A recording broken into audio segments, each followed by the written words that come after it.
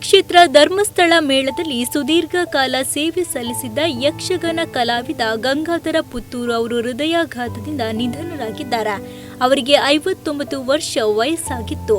4 ದಶಕಗಳ ಕಾಲ ಯಕ್ಷಗಾನದಲ್ಲಿ ಸೇವೆ ಸಲ್ಲಿಸಿದ ಅವರು ಯಕ್ಷಗಾನ ಪ್ರಸಂಗದಲ್ಲಿ ತನ್ನ ಕೊನೆಯ ಪಾತ್ರ ನಿರ್ವಹಣೆ ಮುಗಿಸಿ ಕೊನೆಯುಸಿರೆಳೆದಿದ್ದಾರೆ.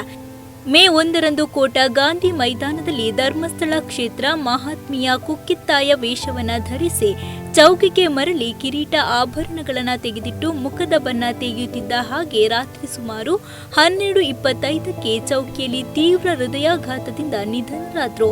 ಅವರು ಯಾವುದೇ ಪಾತ್ರ ನೀಡಿದರೂ ಸಮರ್ಥವಾಗಿ ನಿರ್ವಹಿಸುತ್ತಿದ್ದ ಹಿರಿಯ ಸವ್ಯಸಾಚಿ ಕಲಾವಿದರಾಗಿದ್ದಾರೆ.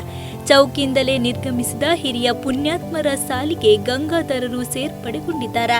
ಪ್ರಸಂಗದ ಕೊನೆಯ ದೃಶ್ಯದ ಮೊದಲಿನ ಭಾಗದಲ್ಲಿ ಇವರ ಪಾತ್ರ ನಿರ್ವಹಣೆ ಇತ್ತು. ನಿರ್ವಹಣೆ ಮುಗಿಸಿ ವೇಷ ಕಳಚುತ್ತಿದ್ದಂತೆ ಹೃದಯಾಘಾತ ಸಂಭವಿಸಿದೆ.